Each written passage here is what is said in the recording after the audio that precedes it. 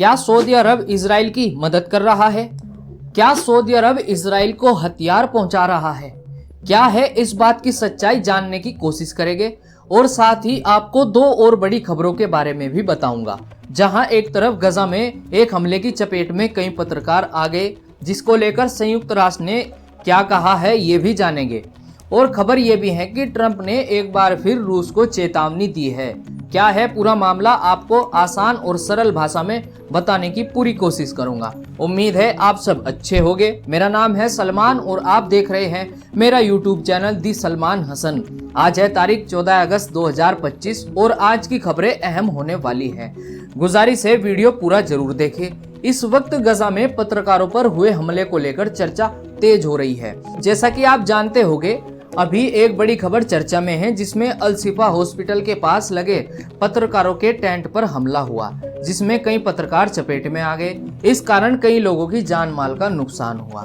लेकिन अन्य पत्रकारों के साथ साथ अल जजीरा के अनस अल शरीफ की अंतर्राष्ट्रीय स्तर पर काफी चर्चा हो रही है। आगे खबरों में आपको ये भी बताऊंगा कि हमले को लेकर इजराइल सेना क्या कह रही है।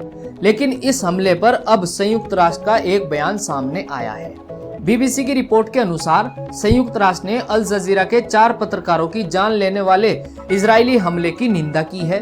रिपोर्ट के मुताबिक संयुक्त राष्ट्र के मानवाधिकार कार्यालय यानी ह्यूमन राइट्स ऑफिस ने गजा में 6 पत्रकारों की जान लेने वाले इस हमले को अंतर्राष्ट्रीय कानून का गंभीर उल्लंघन बताया है।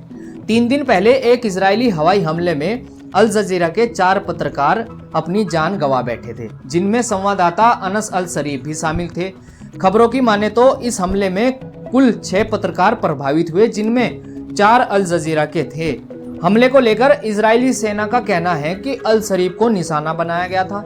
रिपोर्ट में बताया गया है कि ऐसा इसलिए किया गया क्योंकि संवाददाता शरीफ पहले हमास के लिए काम कर चुके थे। लेकिन इस बात से शरीफ ने इनकार किया था। सेना ने किए दावे को लेकर कोई सबूत पेश नहीं किया। बीबीसी की रिपोर्ट में यह भी कहा गया है कि शरीफ ने चल रहे संघर्ष से पहले हमास मीडिया टीम के साथ कुछ काम किया था। लेकिन दूसरी तरफ रिपोर्ट यह भी बता रही है कि शरीफ ने हमले से पहले सोशल मीडिया पोस्ट में हमास की आलोचना भी की है। पहले भी लगातार खबरें आती रही हैं कि इजराइल के हमलों में कई पत्रकार मारे जा चुके हैं। लेकिन ऐसे में सवाल ये खड़ा हो रहा है कि संघर्ष के बीच काम कर रहे पत्रकारों की सुरक्षा कैसे की जाए। क्या इसको लेकर अंतर्राष्ट्रीय स्तर पर कोई बड़ा कदम उठाया जाएगा? आपकी इस मामले को लेकर क्या राय है, कमेंट्स में जरूर बताएं। बढ़ते हैं अपनी दूसरी खबर की ओर, जहां एक तरफ गजा में संघर्ष थमने का नाम नहीं ले रहा और लगातार खबरें आ रही हैं कि पत्रकार भी सुरक्षित नहीं है।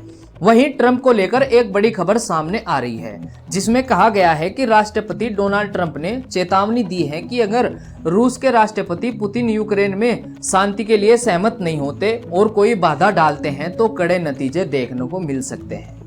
दोस्तों, जैसा कि आप जानते होंगे, यूक्रेन और रूस के बीच चल रहे संघर्ष को लेकर ट्रंप अलास्का में राष्ट्रपति पुतिन से शांति वार्ता करने वाले हैं। ये मुलाकात कल यानी 15 अगस्त को होने वाली है। खबरें बता रही है कि राष्ट्रपति ट्रंप ने चेतावनी दी है कि यदि पुतिन यूक्रेन शांति के लिए नहीं मानते तो उन्हें गंभीर परिणाम देखने होंगे। रिपोर्ट्स ये भी बता रही हैं कि ट्रंप और पुतिन की मुलाकात के बाद एक और बैठक हो सकती है, जिसमें यूक्रेन के नेता भी शामिल होंगे। ट्रंप ने साफ नहीं किया कि अगर पुतिन सहमत नहीं होते तो किस तरह के कदम उठाए जाएंगे, लेकिन उन्होंने संकेत दिया है कि अलास्का में अगर पुतिन के साथ बैठक सही नहीं होती तो उन पर आर्थिक प्रतिबंध लगाए जा सकते हैं। देखना होगा कल यूक्रेन और रूस के बीच चल रहे टकराव को लेकर क्या फैसला होता है। क्या ट्रंप इस संघर्ष को रोक पाएंगे या पुतिन शर्तें मानने से इनकार करेंगे? आप इस मुद्दे पर क्या सोचते हैं, कमेंट्स बॉक्स में अपनी राय जरूर दीजिए। एक और अहम खबर की ओर बढ़ते हैं। इस वक्त एक बड़ी घटना को लेकर चर्चा तेज हो रही है, जिसमें दावा किया जा रहा है कि सऊदी अरब इजराइल को हथियारों से मदद कर रहा है।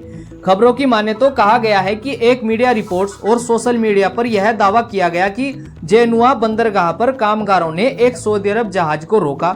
रिपोर्ट में यह भी सामने आया है कि जहाज में इजराइल भेजे जाने वाले हथियार लदे थे।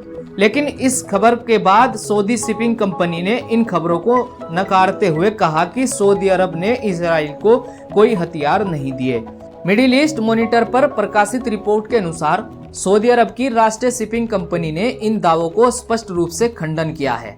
कंपनी ने अपनी वेबसाइट पर जारी बयान में कहा है कि आरोप पूरी तरह से झूठे हैं। कंपनी ने साफ किया है कि उसने कभी इजराइल के लिए कोई माल या शिपमेंट नहीं भेजी और न ही ऐसे किसी ऑपरेशन में हिस्सा लिया है।